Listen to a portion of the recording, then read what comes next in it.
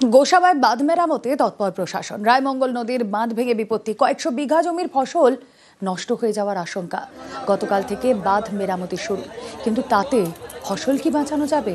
কি অবস্থা সেখানকার জানাবেন প্রতিনিধি অনুপ বিশ্বাস, রয়েছেন সঙ্গে। অনুপ, দেখো, গত বুধবার কিন্তু এই যে ভরা পূর্ণিমার কোটাল এবং লাগাতার বৃষ্টির ফলে কিন্তু সুন্দরবনের ফুলজালি গ্রামের রায়মঙ্গলের নদীর বাঁধ ভেঙে কিন্তু এলাকায় জল ঢুকে যায়। সেই জল ঢুকে যাওয়ার ফলে কিন্তু কয়েকশো বিঘা জমি যেমন ফসলগ্রস্ত হয়েছে, অন্যদিকে মাছ চাষ যারা করেছিল সেই মাছও কিন্তু নষ্ট হয়েছে। এই ঘটনায় তড়িঘড়ি কিন্তু সেচ দপ্তরের পক্ষ থেকে নদী বাঁধ মেরামতির কাজ শুরু করা হলেও কিন্তু আবারও জোয়ারের ফলে সেই নদী বাঁধ কিন্তু তারা সম্পূর্ণ করতে পারেনি। তবে গত দুদিন ধরে তারা কিন্তু লাগাতার চেষ্টা করে যাচ্ছে নদী বাঁধ বাঁধার জন্য, কিন্তু সেচ দপ্তরের পক্ষ থেকে আজ জানানো হয়েছে যে তারা কিন্তু আজকের মধ্যে চেষ্টা করবে সেই নদী বাঁধ সম্পন্ন করার। তবে এখন দেখার বিষয় যে নদী বাঁধ আদৌ সম্পন্ন করা যাবে কিনা, কারণ যেভাবে জোয়ারের জল বাড়ছে লাগাতার, এই ঘটনার পরে কিন্তু যথেষ্ট আতঙ্কে রয়েছে এলাকার মানুষজন। এবং সেই ঘটনায় কিন্তু তারা অনেকেই কিন্তু গৃহহীন হয়ে পড়েছে এবং পঞ্চায়েত সমিতির সভাপতি তিনি কিন্তু ইতিমধ্যে পরিষেবা দিয়েছেন এবং তাদের রূপনারায়ণের বাঁধে ধস, আতঙ্কে মহিষাদলের অমৃতবেরিয়ার বাসিন্দারা। 10 ফুট গভীরে নেমেছে 100 মিটার চওড়া বাঁধ। রাতভর বাঁধ মেরামতির চেষ্টায় স্থানীয় বাসিন্দারা। কি পরিস্থিতি, সুজিত ভৌমিক আরো বিস্তারিত জানাতে পারবেন। সুজিত, পরিস্থিতির মেলা আরো অবনতি হয়েছে এবং ঘটনার কথা জানার পর রাতেই যেমন বিডিও সেচ দপ্তরের আধিকারিকরা ঘটনাস্থলে গিয়েছিলেন রুমেলা, এখন কিন্তু জেলা শাসক তিনিও নিজে গিয়েছেন, কারণ সেচ মন্ত্রী মানস ভূঁইয়া নিজেই বারবার খোঁজ নিচ্ছেন। রূপনারায়ণের বাঁধে যে ধস নেমেছে এই জায়গাতে কিন্তু বারবার ধস নামে এবং মেরামতি হয়। আবারও কিন্তু দেখা যায় যে বছরের একাধিক সময় এরকম ঘটনা ঘটে এবং যা নিয়ে আতঙ্কিত এলাকার। ঘটনাটা ইরিগেশন দপ্তরের সম্পূর্ণ গাফিলতি বলেই আমরা মনে করছি, কারণ এই যে সমস্যাটা আমাদের প্রায় প্রতি বছরই এই সমস্যা ঘটে থাকে। প্রায় 25 থেকে 1 মাস আগে এই ফাটল দেখা দিয়েছিল। ওই সাইডটা ভেঙে গেছিল, এই সাইডটা ফাটল দেখা দিয়েছিল। স্যারদেরকে, ইরিগেশন ডিপার্টমেন্টকে জানানো হয়েছিল, ওনারা কাজ করছিলেন। আজকেও কাজ হয়েছিল, তারপরেও দেখলাম যে ভেঙে গেছে। আর মানুষজন তো আতঙ্কে থাকবে। আমরা পুরো সতর্ক আছি, ইরিগেশনের সমস্ত টিম চলে এসেছে, এক্সিকিউটিভ ইঞ্জিনিয়ার সহ। তাদের আশ্বস্ত করেছি কোনো রকম সমস্যা হবে না। সবচেয়ে বেশি ক্ষতিগ্রস্ত হয়েছে মিরিকের সিওক গ্রাম।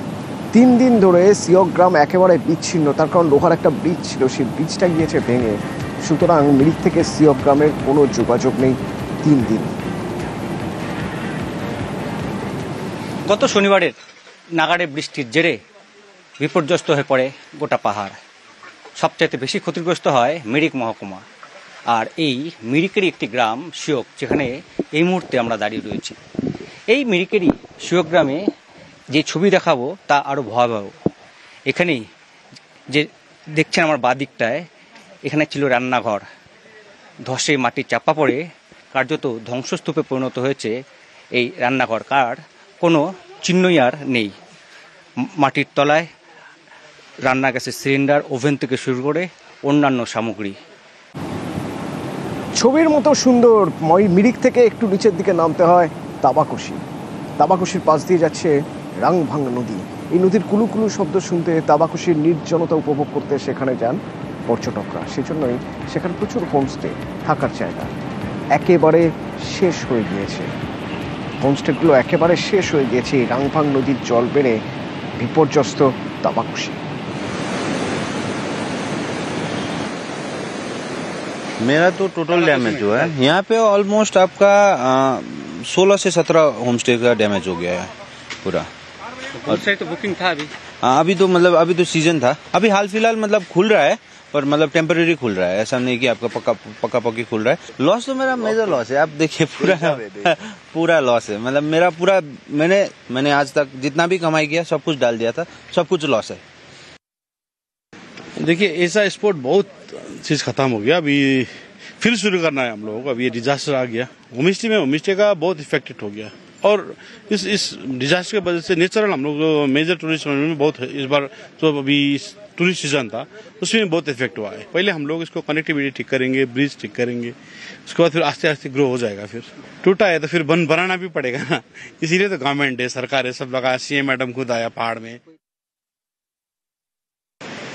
এক রাতের বৃষ্টি, তাতেই কার্যত ধূলিসাৎ তাবাকুশি। মিরিকের পর্যটনের হাটথপ এই তাবাকুশি দেশ বিদেশের পর্যটকদের কাছে অতি প্রিয় ডেস্টিনেশন। আর শনিবারের রাতের বৃষ্টিতে এখানকার একের পর এক হোমস্টে একেবারে কিন্তু শেষ হয়ে গেছে। স্বাভাবিকভাবে দুশ্চিন্তায় হোমস্টের মালিকেরা, কবে স্বাভাবিক হবে পর্যটকেরা বা কবে এখানে আসতে পারবেন সেই বিষয়ে কিন্তু এখনও কোনো রকম নিশ্চয়তা নেই।